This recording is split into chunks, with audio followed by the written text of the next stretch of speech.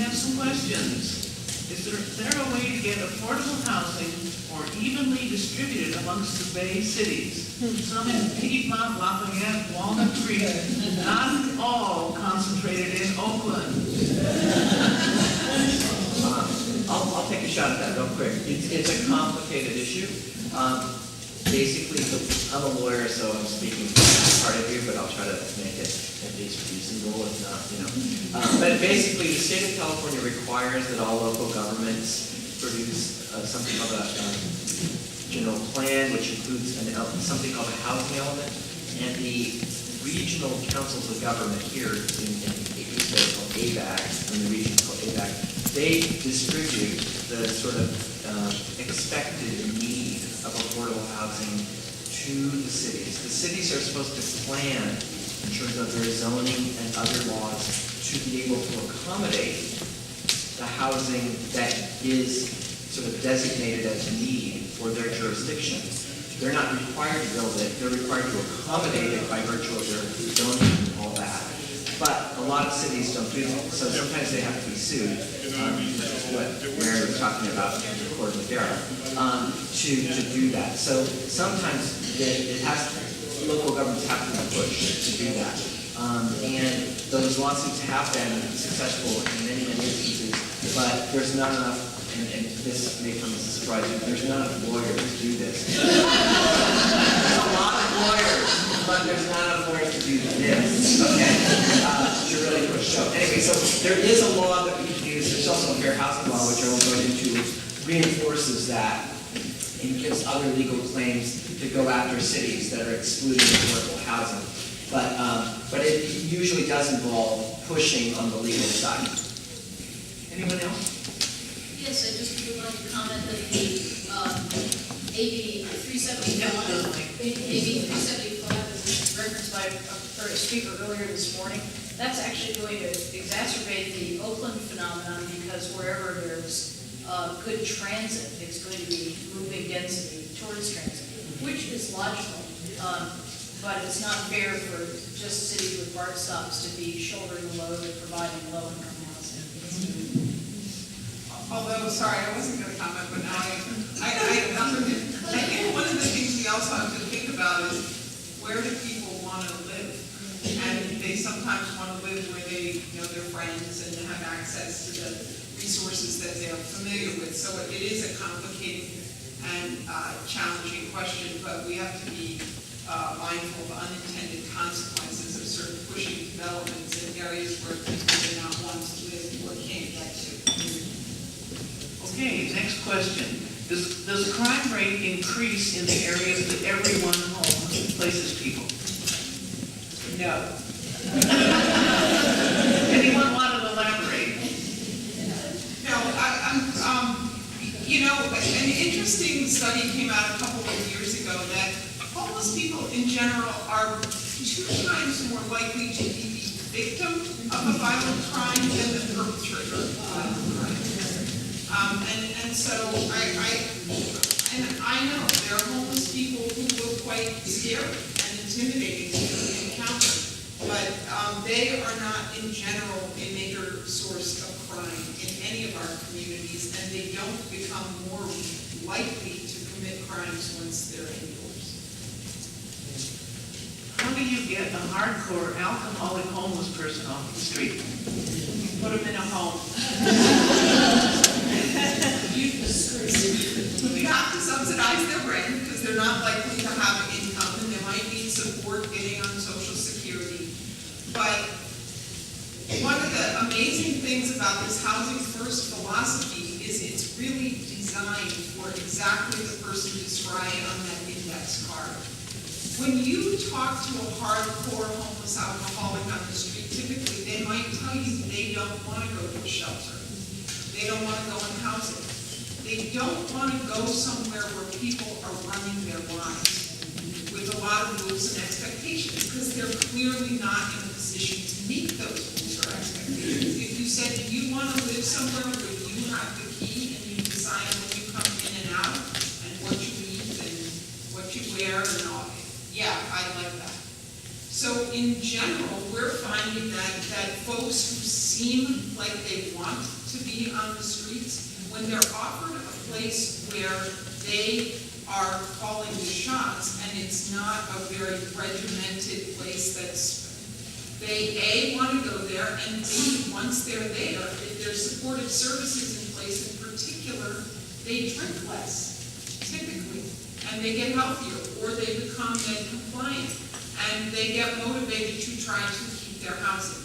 Now, clearly, that is not a universal assertion that works for every single person, but it works for a surprising number. In our permanent supportive housing, over 90% of the people stay 10 years or more in this permanent supportive housing in this community. So the blowout rate, if you will, and many of the people who leave for permanent housing, they get better and they don't need the services, they move to affordable housing. The number of people that get evicted because of their conduct is very, very small. It's less than 5%. The rest of the questions so far, these are for Elaine. Do people move into your county in order to solve their homelessness problem? No. No, first of all, communities all across the country are, in order to maintain federal funding, need to do the homeless census and need to have a plan to end chronic homelessness. So a lot of what we're doing in Alameda County is happening in communities across the Bay Area. In Santa Clara County, it's Destination Home. San Francisco has an amazing direct access to housing program. So there's work going on across the Bay Area region, and in fact across the nation. I'd like to think we're doing it particularly well in Alameda County, but not to the point that we're bagging for homeless people from other counties. Okay, a couple questions about empty buildings. The Occupy movement has recently been trying to locate abandoned buildings so that they can establish a homeless shelter and community centers. Do you think organizations like Everyone Home, would ever consider collaborating with Occupy? That is not a one-word answer.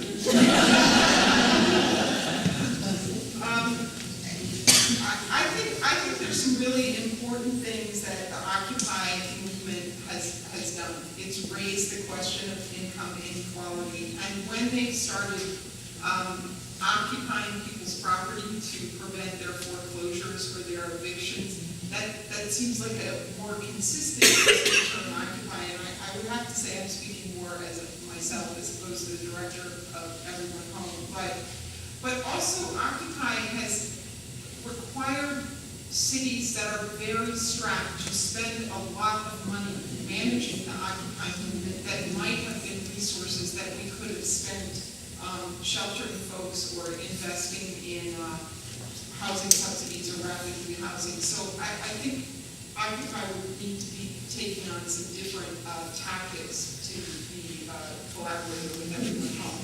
But the idea of using empty resources, yes.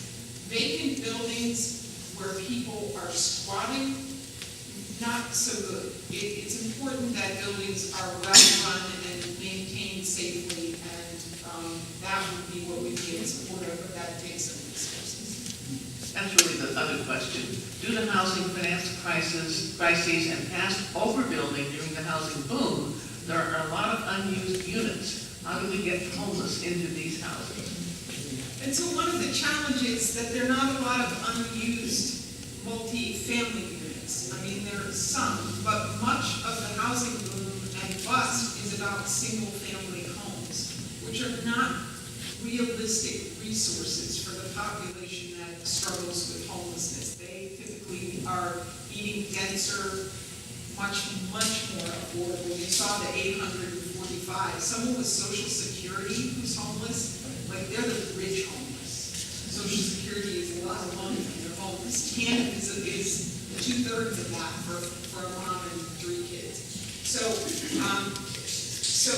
they're just working with possibly few resources, so they need to be in a building where there's some economies of scale. Single-family homes that have been lost to foreclosures are not necessarily a major resource, unfortunately, which means I think we really, and as we go forward, the kind of housing legislation we support, we heard earlier about the permanent source, we really have to think about how we want to spend our housing dollars.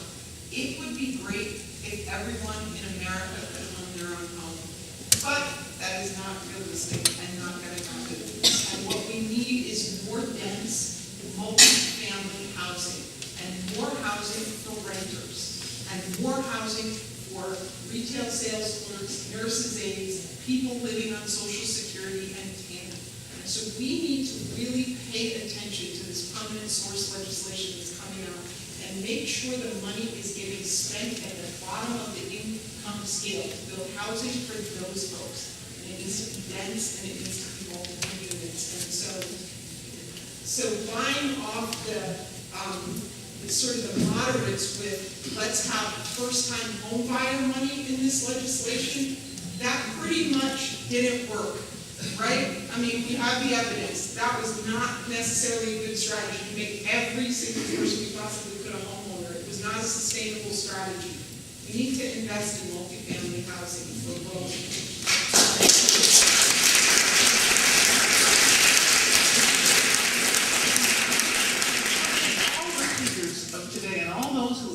This event. I think we're much better informed, we know where to go for more information, and we know what kind of advocacy we should probably start doing. So thank you for coming, and please leave your evaluations.